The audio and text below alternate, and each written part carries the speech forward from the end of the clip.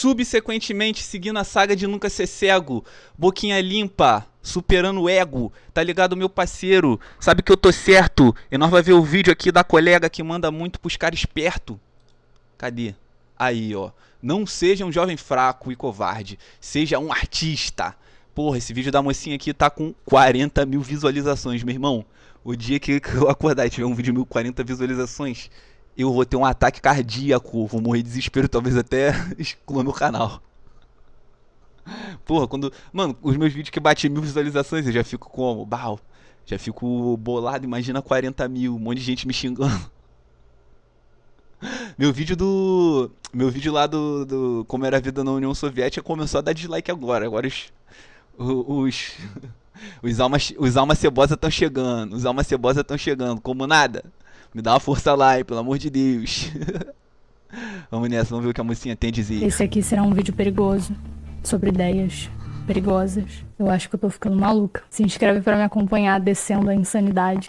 Sobre não se colocar numa posição de vítima, Marquis de Sade, que escrevia obras eróticas e extremamente violentas, isso também me deixou em muitos momentos ressentida com essa sensação de que o mundo é injusto. Então o Nietzsche inverte a ordem e ele defende o forte do ressentimento, covarde dos fracos. Alguém que é virtuoso por medo ou por fraqueza será maldoso na primeira oportunidade, ao entrar num transe com a repetição de uma palavra de baixo calão para se referir ao que ele sugere que se faça com a própria mãe. Tem muita moralização da arte, que a vida não é uma tragédia, é uma comédia.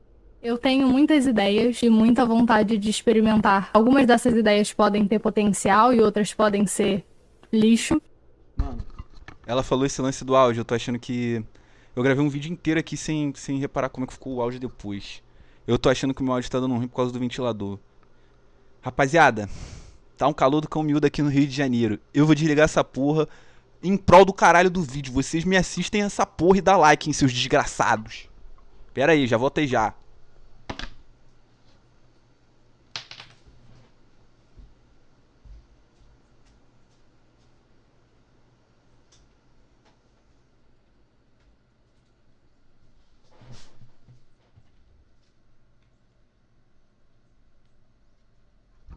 Tem ar-condicionado não, filho. Nós aqui é a raiz, porra. Tá maluco? Que calor do cão miúdo. Mas é uma aposta, essa é a graça. Nesse vídeo eu pretendo levar você num fluxo de consciência que vai de The Doors, a Nietzsche, a poesia romântica, William Blake, e tudo isso amarrado em torno... Eu gosto de The Doors, eu gosto do Nietzsche. Olha aqui, ó. O Nietzsche eu tenho... Pô, é aquela parada. Nem sempre olhei os caras, mas eu tô sempre pincelando suas ideias. Esse aqui é o único livro do Nietzsche que eu tenho, que eu dei uma lida. Que é meio que um pompurrô de várias ideias dele. Aí, ó. Crepúsculo dos Ídolos. Isso é bom. Eu adoro a capa desse livro, mano. Achei ela muito foda. Não julguem o livro pela capa, mas essa capa aqui, ela é irada. Fé.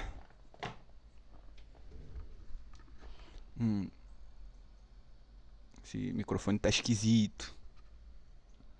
Vamos lá. Solta a mocinha, continue. Ah, The Doors também. The Doors é irada, aquela do Need for Speed. Riders on the Storm.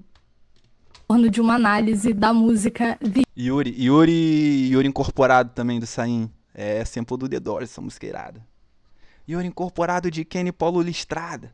The End. Do cheiro de prensado com cevada. The Doors, uma análise da letra e do simbolismo. Confesso que essas serão ideias provocadoras de uma certa forma, então eu não necessariamente espero que haja uma concordância, e o incômodo é uma reação válida. Um conflito que eu vivi, eu vivo, e eu vejo pessoas da minha geração viverem, é o de estar imerso num contexto muito múltiplo e caótico que nos faz ter uma certa abertura a ideias, a experiências, mas ao mesmo tempo uma rigidez no que tange ao desejo de agradar, ao medo de ser julgado, um desejo de observar a realidade de uma forma mais ampla, mas um idealismo excessivo que nos coloca num lugar paradoxal. E nisso a gente esbarra num problema que eu identifico como um desejo de ter liberdade,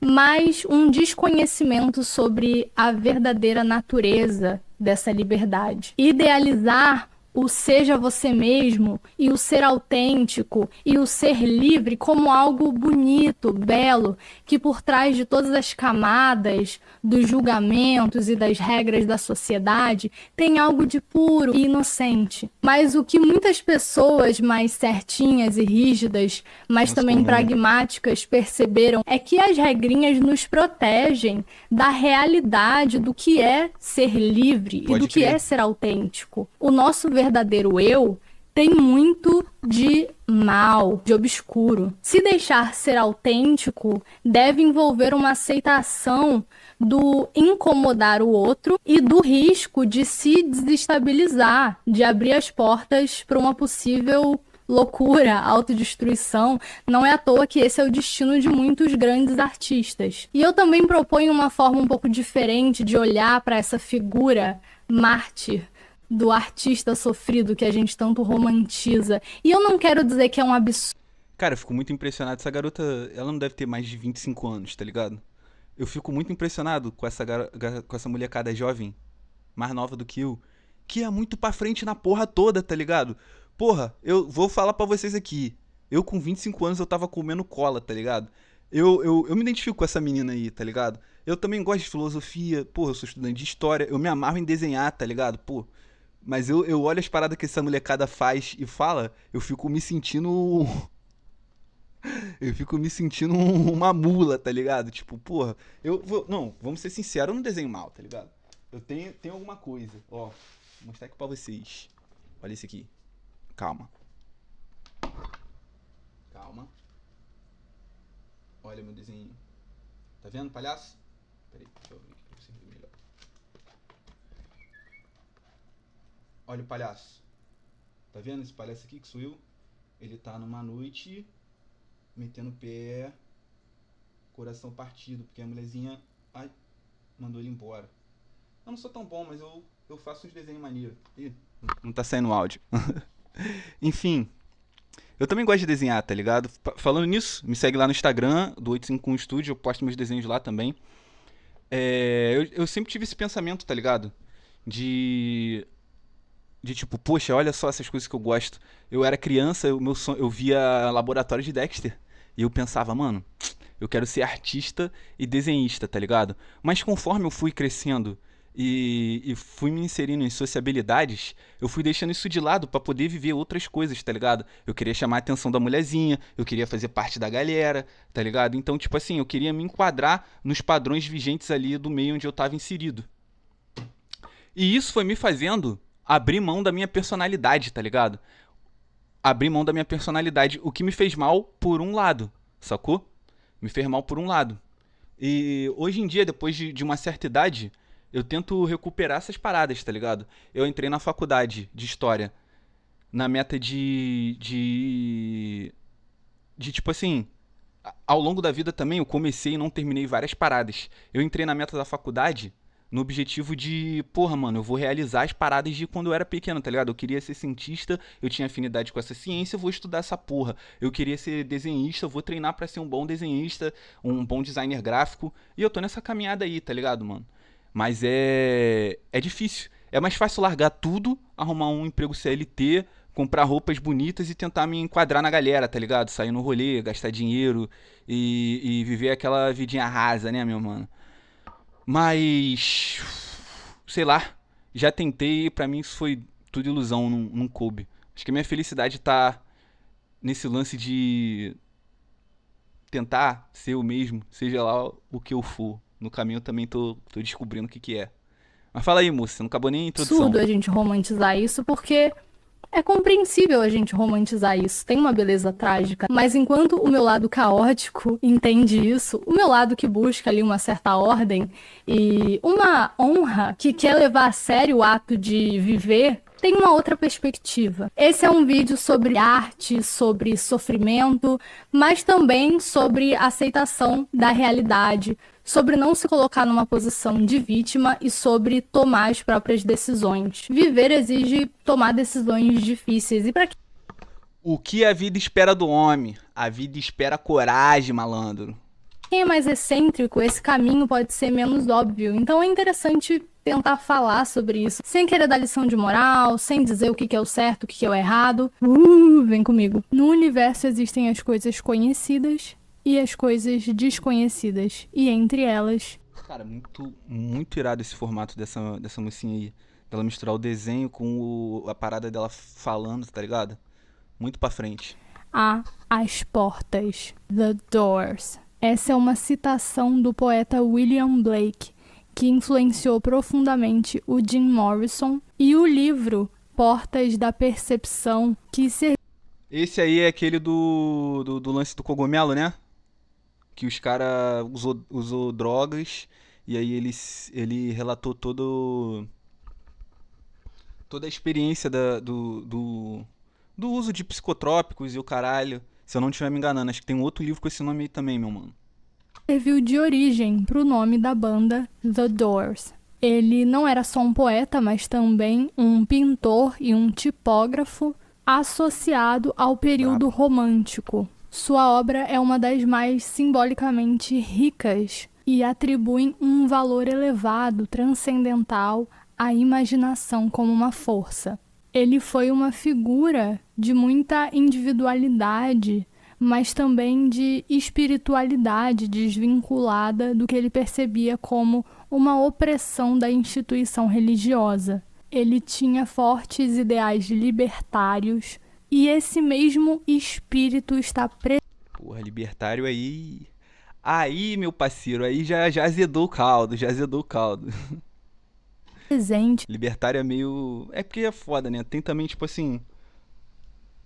O de antigamente não é a mesma coisa do de hoje, né? O conceito é uma coisa, a galera é outra. nas letras na poesia do Jim Morrison. Eu definiria The End como um tipo de hino Libertário tipo Estados Unidos da América, liberdade de expressão, tem que deixar os caras falar sobre. Tem que deixar os caras fazer passeata nazista na rua, ou libertário tipo. Tá ligado? Porra, gays podem se casar. Qual o tipo de libertário que você tá falando? de aceitação da realidade e de aceitação do caos. Muito do que eu trago aqui no canal tem uma influência da maneira como certas ideias foram exploradas por figuras como o Jung, o Freud. Carl Jung, ele foi. Esse lance que eu falei de eu voltar nas paradas da minha infância e tentar realizar elas, tem forte influência da psicologia junguiana, tá ligado? Eu fiz muita terapia na minha vida, mano, e eu, porra, li legal sobre esses caras. E vou te falar, Carl Jung era sacudido. Carl Jung, Freud, tá ligado? Mas também por figuras como o próprio William Blake. Tem uma outra citação dele que diz que sem os contrários não há progressão, atração e repulsa. O motor da história é o conflito, já dizia o maior filósofo do século XIX. Razão e energia, amor e ódio são necessários para a existência humana. E isso é do Casamento do Céu e do Inferno. Caralho, os nomes são iradíssimos, né, mano? Casamento do Céu e o Inferno. Tem um disco do Zé Ramalho que se chama A Peleja do Diabo com o Dono do Céu. Porra, iradíssimo. E isso também está presente num outro autor que... Meu disco favorito, a propósito. Agora já tô mostrando as coisas, né? Vou mostrar. Nossa senhora, quebrei tudo aqui. Desculpa, galera. É a peleja do diabo com o dono do céu.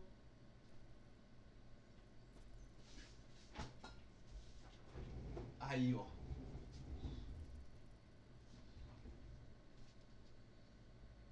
Ui, tá aqui? Tão vendo? Dá pra ver? Esse malandro aqui que tá com ele é o Joey Coffin, tá ligado? Zé do Caixão.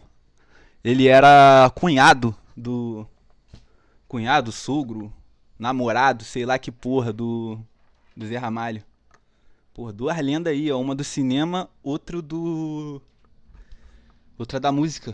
Iradíssimo. Tem grandes hits nesse aqui. Aquele lá do... Agora eu não tenho certeza, mas acho que tá nesse aqui. Mistérios de lobisomem que foram um homem que você nunca, não sabe nunca. Se vão, se ficam. Quem vai, quem foi. Isso é pesado. Zé Ramalho é brabo. Influenciou profundamente o Jim Morrison, que é o Nietzsche, no modo como ele explora a ordem e o caos, o apolíneo e o dionisíaco. Inclusive, o Jim Morrison recebeu esse apelido de Dionísio do rock, justamente por essa sua associação e exploração do caos como uma força. Ele se influenciou também pelo existencialismo de uma forma mais ampla, pelo Camus, por exemplo, e ele era um ávido consumidor de literatura, então ele lia muito, tinha muitas referências, o que incluía esse obscurantismo romântico, mas também um simbolismo francês, por exemplo, que também tem essas raízes literárias românticas, em oposição ao racionalismo, ao naturalismo. Então, o Rimbaud, o Baudelaire e também as influências mais próximas da geração Boca Limpa Beat, do YouTube. os Beat Poets, que também celebravam uma criatividade espontânea, um conformismo. Aí a tropa da maconha, a tropa da maconha. Aí, doutor, pode fazer a revista aí. Duvido que tu não vai achar o baseado no bolso desse moleque aí. Porra, ali aquele safado. Esse safado aí, esse cabeludo safado. Ali, o terceiro. Aquele ali é o Bob Dylan. Esse aí que apresentou maconha por Beatle, rapá. E é considerado meio que um embrião de influência para o movimento hippie. Mas ao contrário de uma tendência que a gente pode encontrar bastante dentro do movimento hippie, em algumas linhas do romantismo, em The End e na poesia do Jim Morrison, a realidade, a natureza humana e até o princípio da transcendência não está ligado a uma figura idealizada de um tipo de natureza maternal. Caralho, Bambi. Que promove Caralho, Bambi coloridão, viado. segurança, cuidado. Cara, eu quero fazer um vídeo aqui ainda falando sobre o cogumelo alucinógeno. Eu tive a experiência recentemente e malandro, vou dizer, hein? Não nesse vídeo, num próximo. E conforto. Uma ideia de que se a gente se livrar das leis opressoras da sociedade, a gente vai encontrar uma essência humana, bondosa, pura, caridosa, um estado de solidariedade onde todos cooperariam criando um tipo de realidade utópica. A defesa romântica do Jim Morrison por um estado de pura criatividade, imaginação e liberdade de ser você mesmo não ignora uma realidade amoral, cruel da natureza. Mas ainda assim ele acha que é isso que devemos buscar. Mas vamos... Cara, assim, como estudante de história, eu vou te falar. Você queria analisar a materialidade do mundo a partir de um ponto filosófico, eu acho que é meio empobrecedor, tá ligado? Eu acho que... Empobrecedor não, eu acho que ele é meio... Como é que eu vou dizer? Vago. Porque você tem que analisar o contexto histórico das coisas também. Se você pega relatos dos primeiros cabeçudos lá que chegou nas Américas para estudar o estilo de vida dos indígenas e dos povos originários das Américas, você vai ver relatos, mano, dos caras falando assim, caralho, parece que não existe raiva, inveja, tá ligado? É ciúme, sabe? Conceitos que são muito comuns dentro do capitalismo tardio, sabe qual é? Essa ideia da pureza, ela não é simplesmente tipo assim, é porque tem muita maldade e a maldade acaba com a pureza. É porque em períodos históricos, confirmado, tá ligado? As pessoas não tinham essa... Caraca, eles não seguiam esse estilo de vida, essa ideologia de inveja mesmo, sabe? Conceitos como inveja, ciúme, essas coisas todas que eu falei, eles advêm da forma de organização que a gente está inserido e do processo histórico que forma essa sociedade, sabe? Eu tô pausando aqui a mina, deixa ela falar. Vamos entender melhor o que isso quer dizer explorando essa música. O Jim Morrison é responsável pela parte poética, lírica das músicas do The Doors. Ele não tem tanto envolvimento com o aspecto instrumental. Geralmente, os instrumentistas da banda promovem esse ambiente favorável para que o Jim Morrison entre nesse estado meio hipnótico durante, por exemplo, as sessões, nas apresentações da banda. Por exemplo, essa música foi apresentada durante um período de tempo no qual ela foi crescendo, se ampliando e se desenvolvendo. Eu acho muito louco como ela dá foco nos olhos em primeiro lugar, porque a impressão que eu tive sobre o desenho, ele é uma grande ilusão, né, que você cria. São traços no papel que simulam algo que a mente do observador vai interpretar como algo que ela já tem de referência. No caso aí, esses discos estão fazendo a nossa mente assimilar uma pessoa, que seria o Jim Morrison, tá ligado? E eu sempre, nos meus desenhos, eu sempre notei que os olhos são a parada que mais passam essa parada, tá ligado?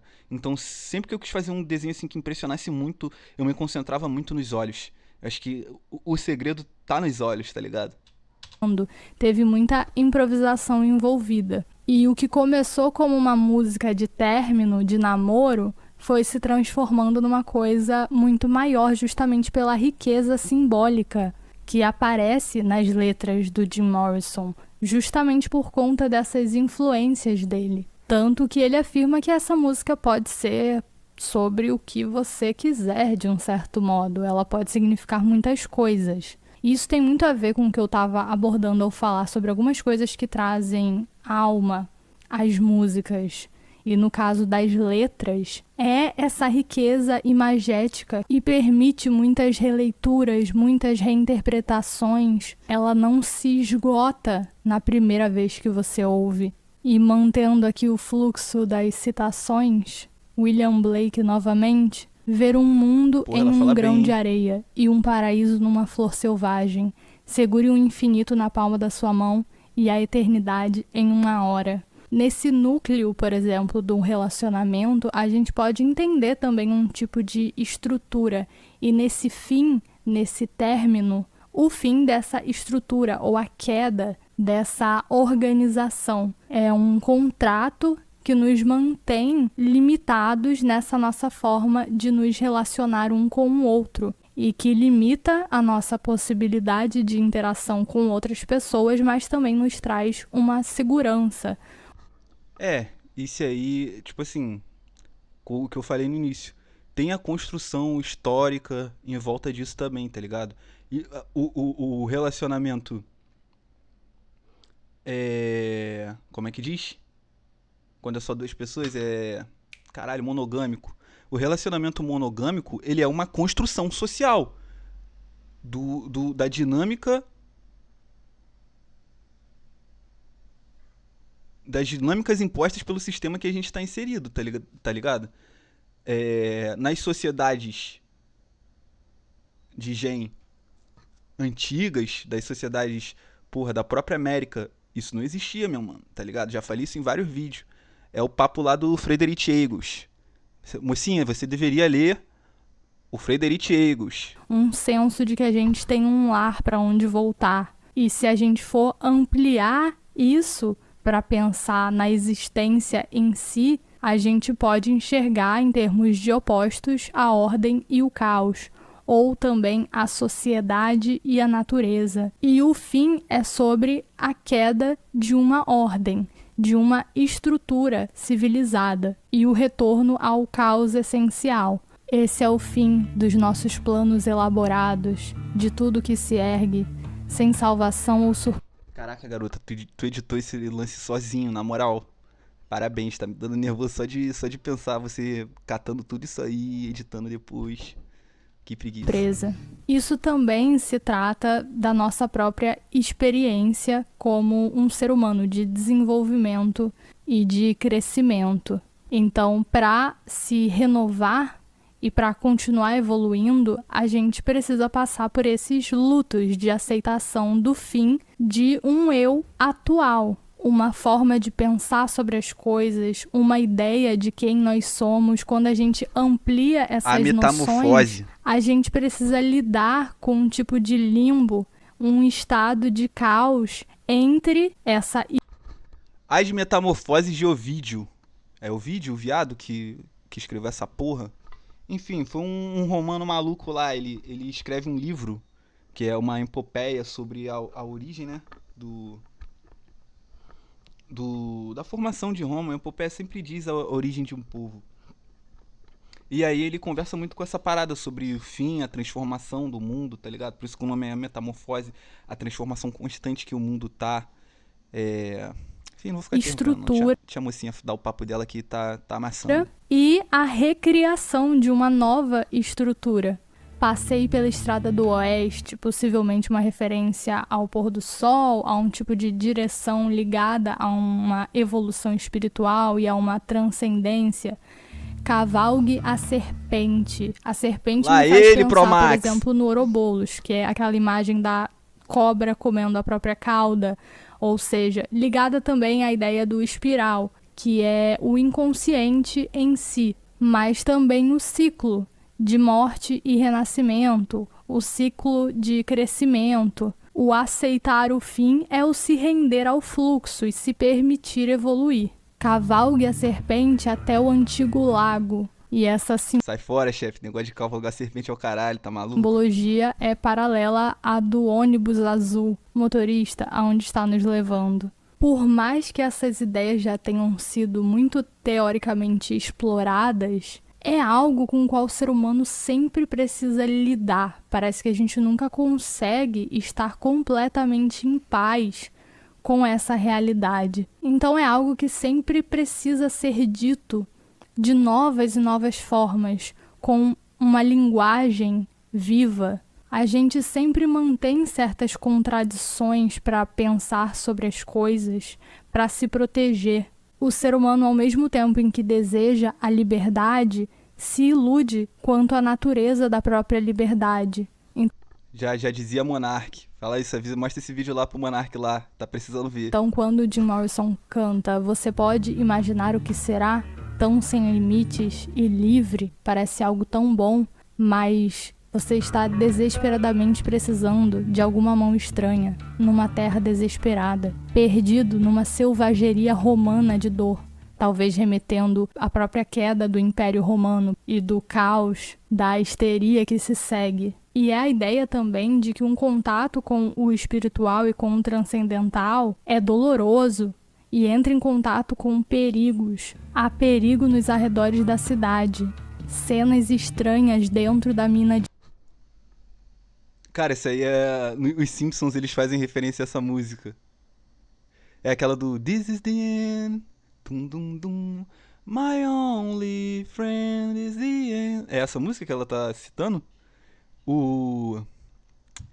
Caralho, o que eu ia falar mesmo? Esse papo dela tá me lembrando muito a viagem do cogumelo, tá ligado? Porque na onda do cogumelo eu sinto que é uma parada meio que assim. O bagulho te causa um trauma controlado.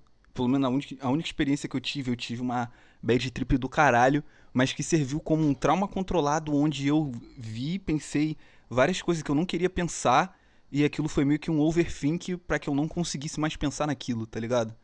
E aí, dentro de outras experiências traumáticas da minha vida, que foram também uma mudança de paradigmas no meu modo de pensar, eu me identifico com isso aí que ela tá falando. de ouro.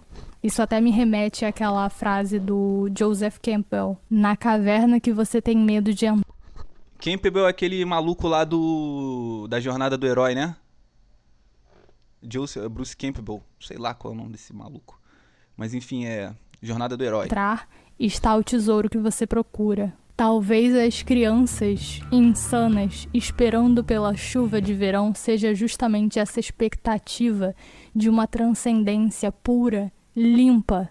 Uma vez o Jim Morrison disse que o estilo de vida hippie é um fenômeno de classe média e que não poderia existir em outra sociedade senão a nossa. Yes, tá ligado? Porra, tu pega o hippie dos anos 60, ele é visto como contra a cultura, como desafiar os limites do status quo, desafiaram os tabus da sociedade. Agora, o funk carioca, ele é putaria. O baile de favela é putaria, é droga, é crime, tá ligado? O que é marginalizado, quando é de preto, de uma classe marginalizada da sociedade, é putaria, é droga, quando é branquinho hippie, tá desconstruindo, é desconstrução, tá ligado? Que tem tanta segurança, tanto conforto. E talvez ele esteja se referindo aqui justamente a essa ilusão, a essa ingenuidade da perspectiva hippie, que talvez não se deem conta totalmente de que abraçar uma liberdade envolve abrir mão também da proteção paternalista da própria sociedade, das leis, do conforto da sua casa, da sua família. Muito se diz que certos eventos trágicos ali nos anos 60 tiveram um impacto para a quebra dessa visão romântica muito idealista. Também pensando na história da arte, essa ideia de que com o romantismo se segue a decadência, o romantismo obscuro. Então, quando você solta a imaginação, logo os aspectos mais obscuros dessa imaginação... Ó o Nosferatu aí, o Nosferatu alemão, nazista. Porra, tem que parar de ficar falando essa palavra, o YouTube me corta, mano. Mas pesquisem sobre. Começam a aparecer. A violência. É o Elon Musk Nosferatu. O terror, como aquele evento dos Rolling Stones, onde uma pessoa foi esfaqueada. Caralho. E que teve um clima completamente oposto ao de paz e amor de Woodstock. Woodstock 99. Então, talvez por isso mesmo seja muito difícil para a maioria das pessoas se manter rebelde por muito tempo, ou de se manter revoltado contra a sociedade por muito tempo, principalmente quando ela entra em contato com uma certa dureza da realidade da vida. Eu acho que você transcende o pensamento da rebeldia, tá ligado? É o que eu falei no último vídeo aí, tipo, mano, aqui os caras me tiravam de maluco, tá ligado? Pá, não sei o que, Boca é maluco, é drogado, é não sei o que lá. Aí, mano, eu entrei na faculdade, tá ligado? Porra, comecei a fazer academia. Porra, com o meu trabalho, com o meu dinheiro, eu não gasto mais o meu dinheiro com coisas hedônicas e supérfluas. Eu uso muito dele pra, tipo, edificar as pessoas à minha volta também, tá ligado? E, além de investir nas minhas próprias paradas. Essas mesmas pessoas que me julgavam, elas estão cada vez mais se perdendo num hedonismo vazio, tá ligado? Eu, na minha maturidade, eu fui alocando a minha rebeldia em lugares, tá ligado? Por exemplo, mano, por que eu sou professor? Porque é um bagulho que vai me garantir uma aposentadoria mais cedo, uma certa estabilidade, também é um assunto que eu gosto, que eu tenho interesse em aprender, pá. Mas também, mano, dentro do meu entendimento da sociedade, do capitalismo tardio, eu sou o que eles mais odeiam, tá ligado? É manter o meu espírito rebelde, mano. É tipo, mano, eu não vou ser um burocrata, tá ligado? Eu não vou ser contador, nem fazer faculdade de corte e costura ou administração, tá ligado? Eu vou estudar história, mano. Sabe quanto eles querem que você não estude história? Sabe como eles odeiam professores? É a minha rebeldia amadurecendo. Acho que rola um lance da rebeldia amadurecer, não só ser só um rebelde sem causa, tá ligado? Eu tenho uma causa, mano, e eu vivo por essa porra, tá ligado? Por mais que não esteja tão na prática assim, eu ainda dediquei os últimos 3 anos a estudar, tá ligado? Não estudei tanto, poderia estudar mais, claro, sempre. Mas mudei.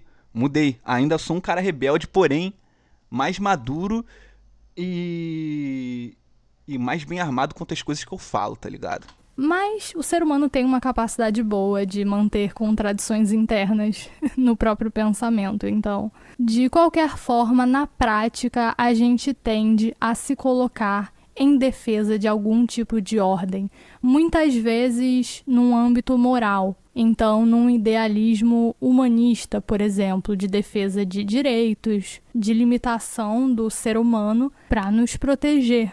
Porque na visão do Jim Morrison, assim como na visão do Nietzsche, na visão do Sade, a natureza não é um lugar tão moral e puro assim. Na verdade, esse caos apresenta... que eu falei, moralidade é uma construção social inserida num contexto histórico, tá ligado? É uma construção histórica inserida num contexto social, tipo, ah, homem com homem dá lobisomem, tá ligado? Homem com homem errado, mulher com mulher errado, o certo é o homem e a mulher. Isso é uma construção, mano. Não tem nada que diz que isso é o certo, tá ligado? Fumar maconha é coisa de maluco. Construção social. Não tem nada escrito, tá ligado? Na natureza. Não, mas Deus falou, mano. Teu Deus é uma construção social, mano, tá ligado? Construção histórica social. Esse Deus aí que você, porra, mata e morre por ele não existia 2000 anos atrás. E você sabe no fundo que ele não existe. Isso que você faz de ficar falando que ama a Deus é uma sinalização de virtude, meu mano. Você quer mostrar. Você pega um símbolo semiótico de bondade e você imprime e fala assim: eu amo muito o bom. Eu sou bom e eu amo muito bom, tá ligado? Isso aqui é o mais bom de todos, que é Deus. Eu tô com o mais bom de todos, então eu sou bom também. Galera, eu sou bom, hein? Olha pra mim, tá ligado? Representa muita crueldade. E se a gente for ler Sade, por exemplo, Marquis de Sade, que escrevia obras eróticas e libertinas, e extremamente violentas e de revirar o estômago. Aí eu já acho marola já. Aí eu já acho marola. Igual, porra, eu tenho, ó. Acho que o primeiro contato brabo assim que eu falei, caralho, filosofia é um bagulho da hora. Foi esse viado aqui, ó. Foi esse filho da puta aqui. Ai, droga. Enfim, é a morte do Neil Gaiman, tá ligado? Porra, eu li o Sandman, porra, Neil Gaiman, caralho, pica da galáxia, filosofia e quadrinho, porra, era molecão, fiquei, caralho, estatelado com aquela porra, fiz a tatuagem da mulher aqui e os caralho. Porra, o mano agora foi canceladíssimo, tá ligado? Foi, porra, acusado aí de várias doideiras. Aí eu, pô, fui ler um pouco sobre o que rolava e, tipo, o mano tinha várias taras sexuais bizarras, tá ligado? Eu fiquei até meio, tipo, caralho, mano, esses malucos, os caras são pica da galáxia, tá ligado? Tipo assim, eles podiam só fazer um sexo tradicional de boa. Não que eu seja pudico, tá ligado? Mas, tipo, porra, mano, não dá pra ser a putaria tradicional, tem que ser a putaria maluca de você é minha escrava e, porra, toma chicotada, tá ligado? Tipo, vou te amarrar aqui e apagar 15 cigarros nas suas costas. Porra, tá ligado? Quando as coisas sexuais, quando os caras cabeçudos já começam a descambrar pra sexualidade bizarra, eu acho que não tem nada de cabeçudo nisso. Eu acho que é só a sexualidade bizarra mesmo, tá ligado? Mas também filosóficas e de contestação a um idealismo presente nos valores da Revolução Francesa, por exemplo. Foi ele que escreveu 120 Dias de Sodoma, leitura difícil essa. E Justine, que pra mim foi uma experiência transformadora ler esse livro. Sade? Is a crime. I still love you.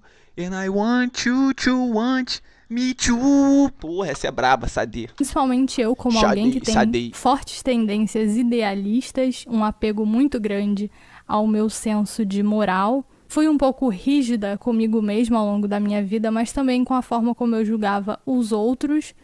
Isso também me deixou, em muitos momentos, ressentida, com essa sensação de que o mundo é injusto, as pessoas são malvadas.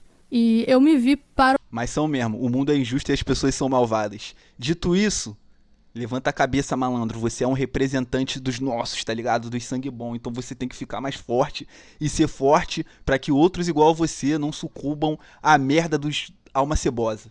parodiada pela figura da Justine, e não só eu. Muitos de nós são parodiados nessa obra do Sade, que tem muito senso de humor também, por mais cruel que ela seja. Nessa obra, ele coloca essa natureza como um estado de sobrevivência do mais forte.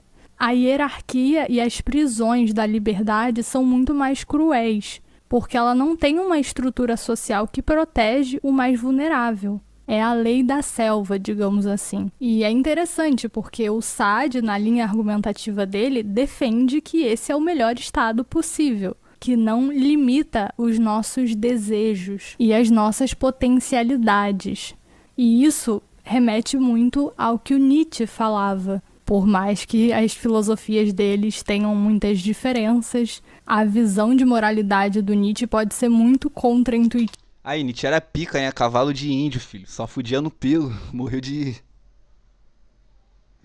Caralho. Malandro era esperto pra caralho, mas só fudia no pelo. Morreu de. Morreu de sífilis, malandro. Aragan is a dick. I can fuck your face, Siri. Ativa pra gente. Porque ele remete à fraqueza humana o próprio desenvolvimento de um senso de moral. E ele é contra a autoenganação, um tipo de contorcionismo mental que a gente faz para se enganar sobre a real motivação de agirmos como pessoas boas, que na verdade é para a gente se proteger por conta das nossas próprias fraquezas, e não por uma superioridade nossa. É como essa citação do Sade, de que a beneficência... Cara, eu acho que, tipo assim, eu acho, né? Eu também não li essas porra, mas assim... Também não sou leigo de tudo não, meu filho. Mas eu acho que é muito mais uma questão política social, tá ligado? Você age numa conduta que você sabe que você não, tipo assim, que você sabe que você tá em vida em sociedade, tá ligado? Você tenta manter as coisas de acordo para que a sua vida não seja mais difícil em sociedade, sabe? Sei lá. Vamos lá, deixa ela falar. é, sobretudo, um vício do orgulho e não uma virtude da alma. Meu Deus, que heresia! Mas é muito forte sei se a eu concordo com gente isso, não. explorar essa como uma faceta da realidade e um incentivo para que a gente se olhe com mais honestidade. Mesmo que no fim a gente não concorde com a ideia de que a moral deve sair da sua posição elevada num tipo de hierarquia de valor na existência, então mesmo que a gente mantenha o nosso idealismo e o nosso senso de moral, assim como eu mantenho, nos permitir investigar mais a fundo quando é a fraqueza a gerar essa nossa superioridade moral e essa nossa necessidade de se apegar a uma racionalidade que nos proteja da potência dos outros. E quando a gente é informado pelo ressentimento para nos estagnar, nos convencendo de que a gente está fazendo isso por um tipo de virtude superior, isso pode transformar Instinto superior, Dragon Ball. a forma como a gente lida com a vida, lida com o outro e com a gente mesmo. Então o Nietzsche inverte a ordem e ele defende o forte do ressentimento, o covarde dos fracos, que através da lei, da ordem social, da própria moralidade, Deixa eu falar agora, eu me perdi um pouquinho. Eu quero ver qual vai ser a conclusão dela disso aí tudo. desenvolve um sistema que limita a ação daqueles que têm um enorme potencial criador. Através do que ele chamaria de força reativa, limita a força ativa. Então, por exemplo, alguém que não consegue a riqueza usa a culpabilização como uma arma e volta isso para aquele que tem o potencial de atingir esse objetivo que ele mesmo não consegue. E mesmo que a gente ainda assim atribua um valor elevado à moralidade, é no mínimo válido a gente se questionar sobre as nossas verdadeiras intenções quando a gente está julgando o outro. Tipo assim, eu na minha filosofia de vida aqui, tá ligado? Porra, eu gosto muito do Siddhartha Gautama e tal. E quando ele acende a Bodhisattva, quando ele vira o Buda, ele se liga que o outro é uma janela de nós mesmos, tá ligado? É um espelho de nós mesmos. Quando a gente julga o outro, a gente tá vendo imperfeições nossas, coisas que a gente não lidar bem com a gente no outro. E a gente, por exemplo, vê um cara passando ali com, porra, um calvo, tá ligado? Que nem eu, passando na pista, você fala assim, caralho, esse calvo escroto, por que ele não tá com um boné, mano? Eu não andaria assim com a minha careca monstra se eu fosse calvo. Mas é porque você se envergonha disso, você não conseguiria, tá ligado? Você projeta nele a sua parada e julga de acordo com a sua projeção, se fosse você, o que você sentiria, tá ligado? Isso tanto pro bom e pro mal. Eu só tive a ganhar ao me permitir entrar em contato. Eu acho que nesse lance de tipo, a gente projeta no outro, a gente joga a culpa pro outro, tá ligado? Na minha filosofia, né, de vida, eu entendi que a culpa das coisas que acontecem nem sempre vão ser suas, tá ligado? A culpa das consequências das coisas. Às vezes elas não vão ser suas, às vezes elas vão ser de terceiros, às vezes elas vão ser sua. Às vezes vai ser os dois. Às vezes vai ser culpa de suas consequências e culpa das suas ações e culpa das consequências dos atos de terceiros. Porém, todavia, entretanto, o que acontece? Caralho, agora eu perdi a linha do raciocínio. Obrigado. Porém, porra, caralho, perdi o raciocínio. Pera aí, eu vou lembrar. Porém, é da sua responsabilidade, sempre, em todos os casos. É da sua responsabilidade lidar com as consequências, tá ligado? A culpa nem sempre é sua, meu mano. Ou às vezes é, mas não interessa de quem é a culpa. A responsabilidade de lidar com as consequências é sua. E aí você pode pegar essa responsabilidade, tá ligado? Que é a sua, e aí e fazer o que com ela? Culpabilizar o outro, falar, não, a culpa é do outro, então eu não vou assumir essa responsabilidade. Mas você vai sofrer as consequências disso, tá ligado? Você tem que assumir as responsabilidades do que ocorre com você, tá ligado? Independente de quem for a culpa. Entendeu? Enfim. Com essas filosofias terríveis, cruéis, mas que capturaram muito bem um aspecto inescapável da realidade da nossa própria essência humana. Novamente, em palavras do William Blake, quem restringe o desejo o faz porque o seu é fraco o suficiente para ser restrito. Então, nessas perspectivas, o excesso é uma necessidade para a espiritualização e não o se restringir. Mas você não precisa entender isso como uma regra geral, mas sim como uma etapa. Por exemplo, o fim como uma etapa, um ponto da espiral que vai voltar a girar, que vai retornar à ordem e depois ao caos, e à ordem e ao caos. Uma leitura atual, muito limpinha, higienizada de algo como uma obra do Jim Morrison ou de um poeta romântico, como o William Blake, pode tender a ignorar esse aspecto da amoralidade, até da maldade, da violência presente nessas obras. E que na defesa da imaginação e do ser você mesmo, tudo isso está incluso. Não é aceite você mesmo porque no fundo você é bonzinho. É aceite você mesmo apesar de no fundo você ser muito cruel.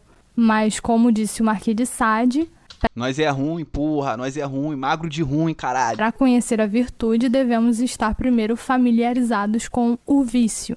Porque alguém que é virtuoso... isso aí nós tá familiarizado.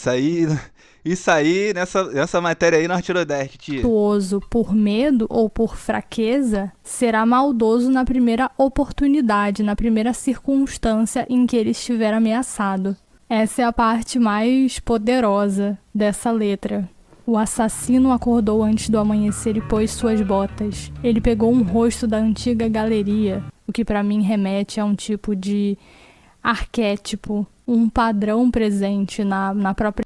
Eu acho que ele tá falando de, né, aquele lance do consciência, ego, persona. Tipo, o rosto seria uma persona, né? Existência do ser humano desde sempre. E andou pelo corredor. Ele entrou no quarto onde sua irmã vivia, e então ele visitou seu irmão, e então ele andou pelo corredor e chegou até uma porta. E ele olhou dentro. Pai, sim, filho, eu quero te matar. Mãe, eu quero... Esse é aquele filme lá, o Halloween, porra. Já vi. Isso o rendeu... É o lance do... Caralho, como é que é o rei... Caralho, como é que é o nome do filho da puta? Édipo, complexo de Édipo, né? Édipo rei. Matou o pai, comeu a mãe. Lá ele. Uma expulsão do local onde eles se apresentavam, principalmente ao entrar num transe com a repetição de uma palavra de baixo calão para se referir ao que ele sugere que se faça com a própria mãe. E é claro que ele não está sendo literal aqui com o seu conselho, mas sim remetendo ao mito de Édipo e ao complexo de Édipo. Dom de Apolo. Obrigado, Apolo. Édipo. Matar o pai é matar a ordem, a estrutura, a civilização. No caso do ser humano, do indivíduo, pode ser simplesmente matar um tipo de autoridade. Isso remete bastante ao que eu estava falando sobre no Destruir o capitalismo e os valores ocidentais. vídeo de Taxi Driver. Mas matar essa autoridade internalizada que nos define e que não nos permite criar a nossa própria identidade, ou seja, sermos nós mesmos, como o Jim Abaixo o capitalismo! Morrison expressaria. E se relacionar com a mãe é abraçar o caos, a liberdade, é o estado de natureza. Para mim, o tipo de afirmação que mais reflete essa nossa contradição de pensamento na nossa visão do que seria a liberdade é de querer a liberdade de estar seguro ou a liberdade de não sofrer algo. É algo que eu ouço no discurso social muitas vezes. E isso é um paradoxo. Até o Freud coloca a civilização como o abrir mão da liberdade para se obter segurança. A segurança é a prisão na qual a gente se coloca para evitar a insegurança natural do estado de liberdade, os perigos, a lei da selva. Mas faz sentido essa confusão, porque no fim das contas o que a gente percebe é que não existe liberdade de verdade, né? A gente até tenta criar um sistema no qual a gente maximize a liberdade sem que a gente viva num constante estado de insegurança, no qual a gente vai morrer em 2 segundos e nem adianta ser livre. Ou adianta, aí depende da sua perspectiva. E depende se você é uma pessoa forte ou fraca, na visão do Nietzsche. Porque uma pessoa forte não vai ter esse problema, ela vai dominar. Entendendo que a civilização é o refúgio dos fracos, de nós fracos, cá entre nós, que coloca o homem num estado de passividade, de reatividade, Nietzsche diz que o ambiente no qual essa força ativa floresce, o único ambiente onde ela floresce livremente é na arte. E eu me identifico muito com a perspectiva e a forma como ela é expressa da Patti Smith. Ela estava ali nesse contexto de anos 60, 70. O livro dela, Just Kids, que é um livro autobiográfico dessa experiência dela nesse ambiente ali entre os artistas, como o próprio Jim Morrison, Jimi Hendrix, a Janis Joplin, nesse ambiente boêmio e de riqueza individualista e criativa dessas figuras do rock que também estavam imersas num caos da própria vida. Mas a Patti Smith, ela tinha essa perspectiva muito interessante de conseguir separar isso, de não misturar o fazer dela e o eu dela na arte do eu dela como uma cidadã, por assim dizer, na vida dela. Então ela nunca se entregou como as pessoas ao redor dela, inclusive esse namorado dela, o Robert Mapplethorpe, que era um artista também muito talentoso. Ela nunca se entregou a essa experiência de apostar com a própria vida para ter essa intensidade emocional imediata. Então, do uso de drogas, da sexualidade livre, mas que também aprisiona, né? Porque a liberdade aprisiona. E de um caminho autodestrutivo, que a gente pode... Porra, cara, eu vou te falar, eu não lembro se foi o Chopin que fala essa porra da independência do pensamento, da maturidade do pensamento e de como a gente só é realmente livre quando a gente faz o que a gente não quer com consciência de que tem que fazer aquilo, tá ligado? Porque quando a gente faz o que a gente quer indiscriminadamente, a gente se torna escravo do desejo, tá ligado? O desejo toma a gente e a gente o obedece indiscriminadamente. A gente só é realmente livre quando a gente toma as rédeas, controla o desejo e faz coisas que a gente não tem vontade, mas faz mesmo assim, tá ligado? Porque a gente tem que fazer, sabe? De acabar romantizando por fazer essa ligação desse estilo de vida com o próprio fazer artístico, com a figura individualista do artista. Como dizia o Oscar Wilde, a arte é a forma mais intensa. Oscar Wilde, a arte não tem que ter um porquê, tá ligado? Uma função. Um copo, ele tem uma função, tá ligado? A função da arte é justamente não ter função. Porra, sou malandro, eu curto. Papai é meio burro, mas ele curte um pouco de literatura. Principalmente... Ai, cadê? Donde estás? Principalmente literatura gótica, ó. Eu gosto. Papai gosta. intensa de individualismo que o mundo conhece. E essa mentalidade estava muito presente nesse período. E isso também é um dos motivos que eu acho que gerou essa era de ouro da expressão artística na música popular. Mas essa não é uma filosofia de vida sustentável a um nível amplo e a todas as áreas da nossa vida. Pode sim fazer com que a gente tenha mais criatividade, tenha um contato mais intenso com esse estado de criação, mas uma chama como a do Jim Morrison se apagou muito rapidamente, o que é muito triste, porque a gente não conseguiu acompanhar um amadurecimento da própria criação artística dele ao longo do resto da vida dele, né? E a Patti Smith, ela traz esse foco do profissionalismo na arte, de você ver a arte como uma missão, a sua expressão como uma missão, e você ter responsabilidade com isso.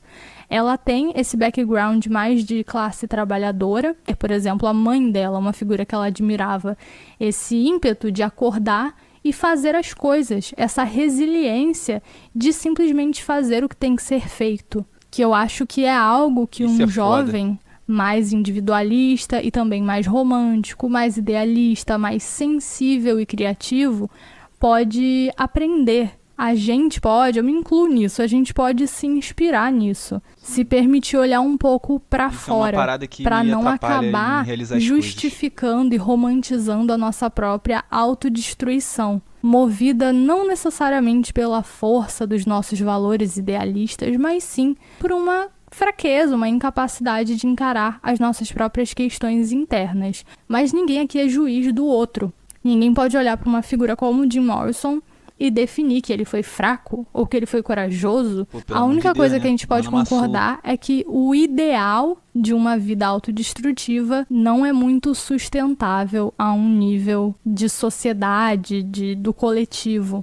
A Patti Smith disse que, como cidadã, ela é uma humanista, mas na arte ela é livre. Por isso que eu acho que esse senso de amoralidade e de aceitação da violência e da nuance do caos é perfeito como uma filosofia de produção artística e até de interpretação artística. Então eu, como cidadã, tô entrando um pouco aqui na minha própria noção moral de como a gente deve levar a nossa vida. Mas para interpretar e avaliar uma obra como The End, do The Doors, não se trata de restringir a obra com essa minha força reativa de moralizar o que está sendo dito, de dizer, não, essa mensagem aqui está errada. O que eu tenho que avaliar é a força expressiva do que está sendo dito, o quão efetivamente aquilo está sendo expresso e se tem uma verdade, uma realidade ali, independente dela ser boa ou ruim para mim. É se desligar um pouco do ego. E isso eu acho que é uma coisa que também falta no nosso contato com a arte nos dias atuais. Tem muita moralização da arte. Seja por uma defesa moral, os bons costumes, ou uma defesa de um tipo de justiça social, a gente tem que tomar cuidado com o quanto a gente está limitando o potencial criativo da nossa própria cultura. E o nosso, né? Então a Patti Smith já falou sobre como não se deve admirar um artista como Jim Morrison pelas condições trágicas da sua morte, por exemplo, ou seu estilo de vida autodestrutivo, ou mesmo com Jimi Hendrix, Kurt Cobain. A gente pode tentar entender o que levou a isso, empatizar com a experiência emocional dessas figuras, mas a admiração deve ser direcionada ao trabalho, à arte. E trabalho envolve comprometimento, envolve o próprio princípio da obra. É engraçado você pegar os artistas hoje, no meio da música, eles são totalmente o contrário, né? Eles vendem a imagem deles muito mais do que a arte. Tipo, uou, olha como vai dizer, uso drogas, mano, eu sou muito louco, eu sou o bichão, eu compro coisas caras. Porra, vocês têm que me ouvir porque eu sou o melhor, porque eu tenho vadias e compro coisas caras, tá ligado, meu parceiro? Eu sou um grande artista muito drogado, eu uso remédios controlados. Tá ligado? Só por farra. Não tenho problemas mentais, mas uso remédios controlados e fumo maconha. Hoje a música é mais ou menos isso, né? Tipo assim, é o extremo do que foi tipo assim, notório né? Na época desses caras, que são referências, querendo ou não, pros de hoje em dia. Ordem. A ordem que nos permite esse contato menos destrutivo com o caos, por assim dizer. Mas sempre há um perigo. Aquele que escala as montanhas mais altas, ri de todas as tragédias, reais ou imaginárias. Eu acho que foi a Camille Paglia que disse que a vida não é uma tragédia, é uma comédia. Viver assim pode tornar as coisas mais leves. E para fechar com uma do Marquês de Sade, felicidade é uma abstração, é um produto da imaginação, é um jeito de ser movido que depende inteiramente na nossa maneira de ver e de sentir. Então, se você busca felicidade, organize a sua vida em torno desse princípio. Não se perca nos labirintos da complexidade da sua própria mente. Sacudida, sacudida. Aí, mocinha, porra, quebrou tudo, filho. Quebrou tudo na filosofia, e na arte, no desenho. Porra, mandou muito, mandou muito. Depois eu vou se inscrever, hein? Depois eu vou se inscrever. Se inscrevam aí no canal da mocinha, se inscrevam no meu também. Resumindo o papo dela aí, falar sobre essa rebeldia transviada, perdida, que não vai pra lugar nenhum. Eu acho que o fundamento é aquilo lá que eu falei, meu mano. Você tem que amadurecer a sua rebeldia, tá ligado? Dar uma função a ela. Uma função. Entendeu? Tem que ser uma rebeldia. É como se fosse uma energia assim, solta, escaralhada, e você concentra ela num bin, sacou? Num ponto. Tem que amadurecer a sua rebeldia. Então esse foi o vídeo de hoje. Rapaziada, porra, mais de 1 hora, daquele jeitão que vocês adoram, né? Ninguém assiste. Enfim, dá like, comenta nessa porra, rumo aos 100 inscritos, nessa buceta aí, ó. Se inscreve nessa caralha, porra. É a tropa. Valeu.